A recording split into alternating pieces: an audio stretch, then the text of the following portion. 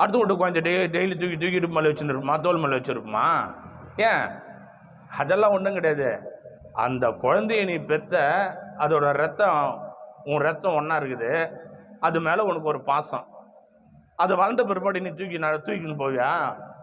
தூக்க மாட்டே. நீ அது மேலே பாசம் இருக்கிறனால தான் தூக்குற. பாசம்னா தூக்குவியா?